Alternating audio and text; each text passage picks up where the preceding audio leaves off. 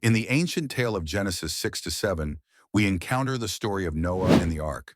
As humankind's wickedness spread across the earth, it grieved God, prompting him to cleanse the world with a great flood.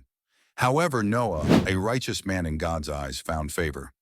God instructed Noah to build an expansive ark, capable of housing his family and pairs of every living creature. With meticulous care, Noah followed these divine instructions, gathering animals of every kind, birds of the air, and creeping creatures of the earth. As the ark was sealed, torrents of rain poured from the heavens, submerging the earth. For 40 days and nights, waters prevailed, erasing all life save for those aboard the ark, fulfilling God's promise of preservation and renewal.